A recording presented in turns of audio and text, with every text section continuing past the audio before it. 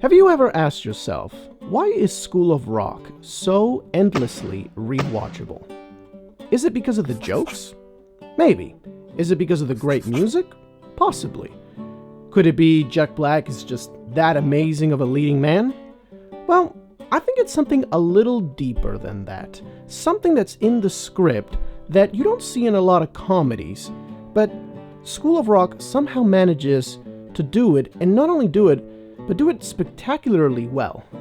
It's one word, 6 letters, starts with a G. Can you guess what it is?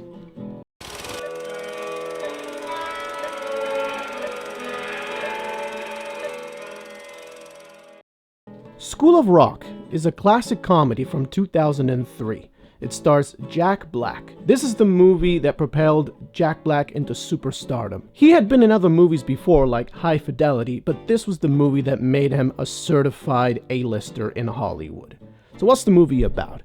Jack Black plays Dewey Finn, a man-child wannabe rock star loser.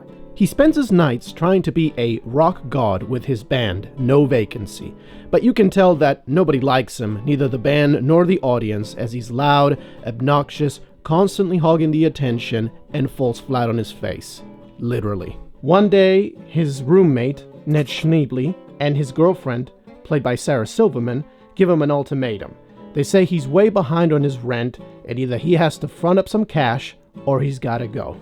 His day gets even worse when his band decides that they want to kick him out and replace him with a new band member. Desperate to find a job and to pay the rent, one day he gets a call from a Miss Mullins, played by Joan Cusack, who is actually looking for his roommate Ned, who is a substitute teacher. It turns out one of their teachers got hurt and they need a substitute. Seeing this as an opportunity to make some money, Jack Black pretends to be his roommate and decides to go to Horace Green Prep School as a substitute teacher. One day, while he's walking down the hallways, he finds out that the kids are actually incredibly musically gifted, and so he decides to recruit them for a musical talent competition called Battle of the Bands, and starts assigning them different roles: lead guitar, bass, pianist, drummer, backup singers, security guards, fashion designer, everything that a band needs in order to function. As the movie goes on, Dewey starts to get to know the kids a little bit better, finding out their strengths, their weaknesses, what they're insecure about, and propping them up to make them feel like they do belong in the band and they do have something to contribute. The problem arises when, day before the Battle of the Bands, the teachers and the students' parents find out that he's not the man he says he is, that he's actually Dewey Finn, and he gets kicked out.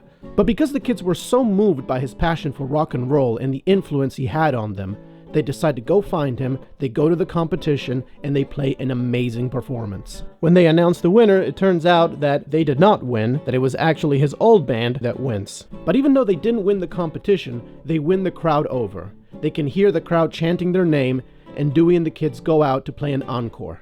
The film ends with Dewey taking up a job as an after-school music teacher as the credits roll. Now, I saw this movie in theaters back in 2003, and I've seen this movie many times since, and I never get bored no matter how many times I've seen it. Other comedies I've seen once and said that's enough, but School of Rock is different. This movie has something that other comedies don't have, but can get away with, and yet dramas would never be able to. That word is growth. Like I said before, Dewey at the beginning of the film is a schlubby wannabe rock star loser. But by the end of the movie, he learns to be responsible, motivating, and a pretty good role model for the kids. The movie doesn't have any major laugh-out-loud moments. There aren't any jokes in the movie that I find myself breathless because of how funny they are. The reason I can watch this movie over and over again is because most comedies don't care so much about character growth, just jokes. Movies like There's Something About Mary, Dumb and Dumber, Ace Ventura, or The Hangover, these are not films famous for their character growth.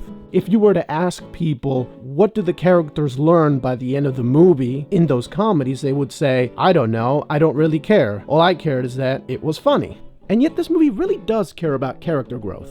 Characters like Lawrence, who thinks he isn't cool enough to be part of the band, and yet Dewey gives him the motivation to join the band and embrace his image, even giving Lawrence the nickname Mr. Cool.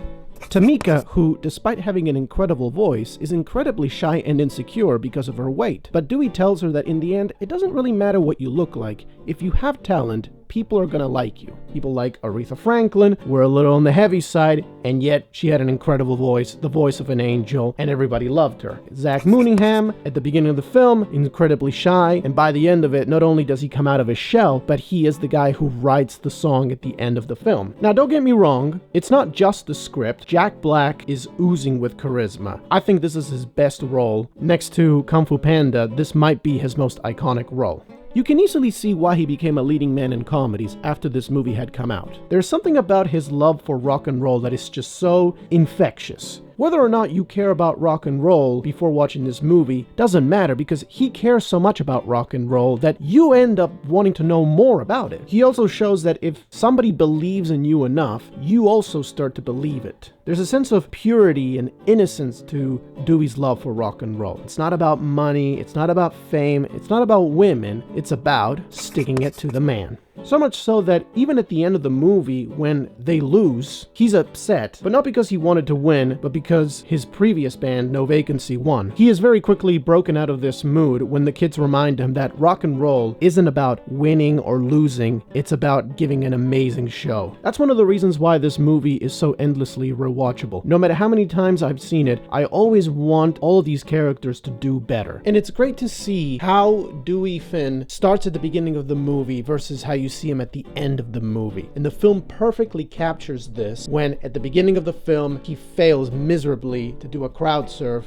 and falls flat on his face, versus how at the end of the film, after he's done performing with the kids, he jumps into the crowd, they catch him, that pure joy in his face, and you can see him thinking, yes, I did it, I finally made it. This is what rock and roll is all about. Even characters like Miss Mullins, who is very underrated in my opinion. In any other movie, she would just be this uptight, wet blanket, and that's what she is at the beginning of the movie. But as the film goes on, she learns to loosen up, and by the end of it, you can see her absolutely loving the show. And so what are the messages that we learn from this film? The importance of finding a group with shared interests, finding the thing that makes you unique, and building on it. Knowing when to rebel, and knowing when to follow the rules. I've seen this many times, and I'm probably going to be watching it many, many times in the future.